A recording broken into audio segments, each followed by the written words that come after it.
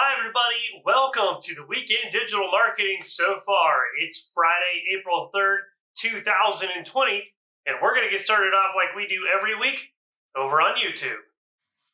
YouTube is rumored to be working on a TikTok clone, and not only are they working on a TikTok clone, but the TikTok clone they call Shorts is not going to be a standalone app, but we're being told it's going to be inside of the YouTube app.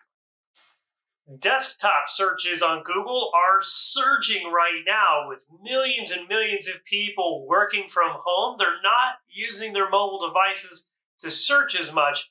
They're using their laptop computers. Google created a best practices guide for health websites to show them how to communicate about the COVID-19 pandemic. Google Ads has stopped their monthly ad spend budget experiment test, and instead they're going to roll everybody who was in that test, that experiment, into the daily budgets that everybody else has to use, and they're not going to allow monthly budgets for ad campaigns anymore. Google Ads increased the number of accounts you can analyze inside of Report Editor from 10 to 200. Google Ads is going to allow some government entities and agencies, hospitals and medical providers and NGOs to start running ads about the COVID-19 pandemic and the coronavirus. Google Ads is giving $340 million to small businesses in terms of ad credits. Now, the catch here is that those small businesses have to have been running ads on Google Ads since January 1st, or Google says have an active account on Google Ads since January 1st of 2019. If you want to know if you're eligible, just log into your Google Ads account, and you should see a notice saying that you have ad credits. That may not be there right now, so if you think you're eligible, maybe check today and then wait a couple of days and check again. You can use those ad credits between now and the end of 2020. Google Ads is removing dedicated support for some of their premier agency partners. Google Search Console added a couple of new preferences to the platform. One of those new preferences allows you to determine if you want to see performance reports inside of Google Search when you search. And that shows up this little box that tells you how you're ranking and how many clicks you're getting and how many impressions you're getting on a keyword if you type that keyword into Google Search. Another one of the new preferences will allow SEOs to determine what email notifications they get from Google Search Console on a property-by-property basis. So you can go into each individual property and set those preferences. Google My Business posts are now available again. They were temporarily suspended or paused, but now they're back. And the reason they were paused may have been because Google didn't have the manpower while they were shifting to work from home to have people review those, but it also could have been because they were adding a new type of post. And if you log into your Google My Business account right now, you'll see there is a COVID-19 post type to allow you to make updates about your business during the pandemic. Highly recommend you use that, especially if you're a dine-in restaurant and you're trying to get people to get to-go orders or carry-out orders or order food from you on any of the major delivery apps out there. Google's Danny Sullivan has clarified that if you mark your business as temporarily closed due to the pandemic, that it will not impact your ranking in any way inside of Google Maps or the Google Local Pack. They just gave us this feature a week ago, and a lot of people have been concerned and worried about marking their business as temporarily closed. But of course, that would mean people would be using Google Maps to look up a business and show up there just to see a note on the door, something that says, hey, we're closed due to the pandemic. So it makes sense for Google to determine that they are not going to hurt your rankings if you've decided to temporarily close your establishment because of the COVID-19 pandemic currently impacting a large portion of the world. Over on Facebook has launched a desktop video chatting messenger app for the Mac OS and for Windows. This is clearly a ploy to try to get people to use more Facebook video chat services from home. They know a lot of people are in front of their laptops and using Zoom or Skype or another service right now. And Facebook is trying to get a piece of that pie. They really want that engagement and probably the data that comes with it. Facebook has improved the bulk video uploader function, and they've added a new video feature called Series. Now, these are a lot like playlists, but when somebody watches a video in the series, they'll have an option to continue to the next video in episodic order. So just like a playlist would go from video to video, this one's just going to kind of clarify things for the viewer and tell them you just watched episode 1. Now you're going to watch episode 2 if you want to continue. Facebook has published 3 new guides to help small businesses navigate the now really choppy waters of the COVID-19 pandemic. All Facebook services crashed for several hours earlier this week. That's Facebook and Instagram and WhatsApp. Everything went down. And as we told you last week, Facebook and their services are seeing big spikes in usage right now because there's so many millions of people who just don't have anything else to do or going on to Facebook or Instagram or WhatsApp, and they are wasting time. This clearly has been putting pressure and fatigue on the infrastructure, and we saw some of those cracks forming and showing earlier this week. Hopefully Facebook got on top of it, but I wouldn't be surprised if we see another outage before this whole pandemic ends. The default text on Instagram's Ask Me a Question sticker has been changed from Ask Me a Question to How Can I Help? Snapchat is now allowing third-party app developers to bake Snapchat stories into those third-party apps without needing to develop a story product of their own. This comes as so many social media platforms have discovered that the engagement rates for these stories, they really keep people stuck to these social media platforms, and it makes them want to use them. So it's a good utility to get user retention for these social media platforms. Snapchat's going to new app developers and saying, hey, just use this new API, bake our stories into there, connect the accounts. Now your users will be able to show Snapchat stories inside of your app. Snapchat says they are experiencing the highest levels of engagement and usage ever in the history of the platform. This includes major spikes in communications between close friends on the app, a 25% spike in filter activity, people playing with the filters on Snapchat, an all-time high record in group chats, and a 50% increase in video calling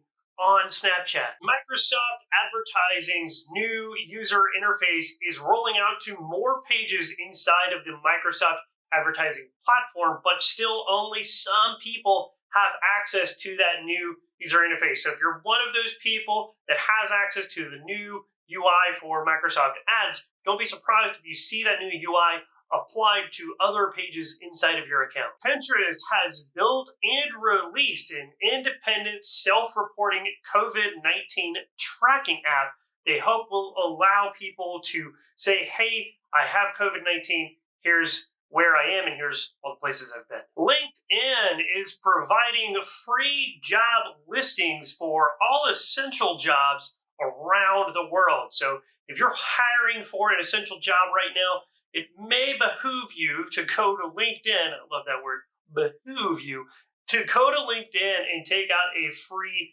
job listing for that essential job. Twitter is giving brands a month of tweet prompts to help them better build out their Twitter content calendars. Now, these aren't specific to any month, so there's not going to be anything on there like April Fool's Day for obviously April, or St. Patrick's Day for last month, or when the pandemic ends for whenever the hell this thing is over. But they're just generic prompts to kind of help get your juices flowing on coming up with ideas for a specific day of the week. And they have it laid out for all 7 days of the week.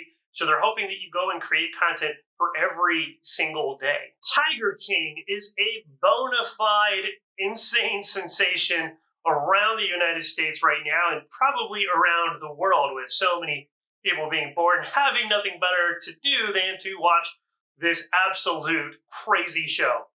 But there's something disturbing about the show for SEOs. In one of the episodes, the main protagonist, Joe Exotic, decides to copy the brand name of his most hated rival, which is Big Cat Sanctuary. And he names a new website and a service that he already has, Big Cat Sanctuary Entertainment. And he actually uses their logo and components of their website to create his own logo. Now, this is classic definition of confusingly similar under trademark and copyright laws. I'm not a lawyer, but it's pretty obvious when you see it that that's there. But the other disturbing thing about this is that Joe Exotic clearly had to have talked to a black hat SEO or somebody who knew SEO that didn't have a lot of ethics to tell him that this was something he should try to do. Because in the show, they actually mention that if he could just rank in Google for Big Cat Sanctuary, it would help his business. And what's crazy is it was absolutely 100% correct. People started searching for Big Cat Sanctuary and hiring his entertaining tiger traveling show because of this, thinking that they were affiliated with this company in Florida. If you're out there and you're thinking about doing anything like this, the answer is no. It's a terrible idea. Not only is it infringement, but the best plan is to always build your own brand. Do not try to build off of somebody else's brand. Grubhub is at it again, my friends. Earlier this week, Grubhub began offering a discount program where you could get $10 off of any meal as long as you spent $30 or more. Now, the catch here is that $10 came out of the restaurant's pocket, not out of Grubhub's 30% fee or whatever that they end up charging on the whole cost. Once this was pointed out by websites like The Verge, Grubhub reversed course. They've changed directions now, and they said they're going to go ahead and pay for this discount out of their own pocket up to $250 per restaurant, which is still only like 25 of these deals. But they're going to pay for about 25 of them out of their own pocket in hopes that the restaurants keep doing it. Grubhub claims this was just a misunderstanding. They did this only to help the restaurants get more delivery orders because a lot of dine-in restaurants are really struggling with not being a dine-in restaurant right now. Speaking of food delivery, Yelp estimates that food delivery has increased 300 times in popularity. Now, there's an article over on Search Engine Land where several businesses and marketing consultants, SEOs, social media, stuff like that, are offering free or heavily discounted services to try to help businesses get through this incredibly trying, dire time in their existence. One of those is a service that I own called Gain Local. And Gain Local is offering free web hosting and free WordPress management, as well as free Google My Business management and some other little things in there, all for free, all pro bono. None of this requires any sort of payment or credit card or anything. The idea is just to help businesses that are struggling and cut one cost out of their monthly budget. It's not a big cost, so it's not probably going to be the biggest help in the world. But if you need it, it's there. You can ask for me for the link in the comments below. I would tell you all of the rest of them, but it is a very long list. So you can go to Search Engine Land and look up that list if you're interested and you need help.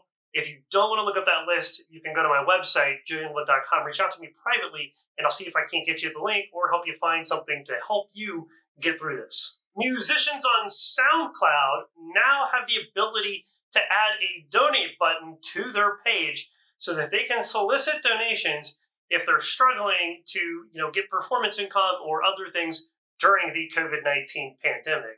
A friend of mine pointed out to me earlier today that the last thing we need to be doing is encouraging more SoundCloud rappers to exist.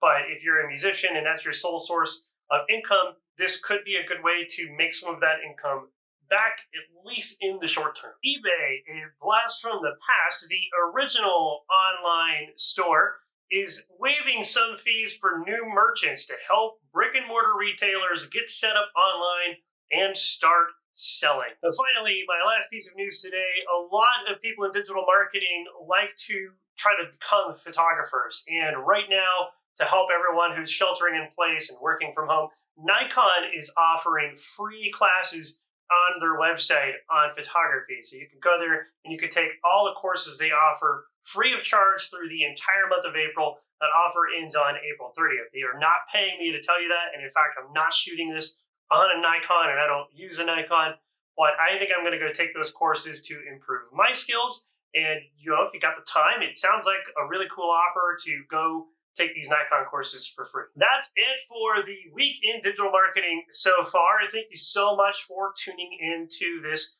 YouTube series. If you like this video or the other videos in this series, please do me a huge favor. Go down below, give it that big old thumbs up. And if you haven't yet, subscribe to the channel and make sure you hit that notification bell so you get notified. We come up with these videos every single week, every Friday. We're producing this video to keep you caught up. There's all kinds of madness going on. Everything is getting crazy. Subscribe here. You will get notified when it's ready. You can watch the video at your leisure. You can get caught up on everything you missed on your weekend, while you're chilling in your backyard, while you're relaxing on your patio, whatever it is you want to do. We're going to get through this pandemic together. Again, thank you so much for tuning in. I got up here, we've got all of the videos in this playlist that we've produced this year. And then obviously, if you're watching this a week from now or 2 weeks from now, this is going to be the most recent video we have up here. So if you're watching an older one, go get caught up on the most recent stuff right over here. I'll talk to you next week.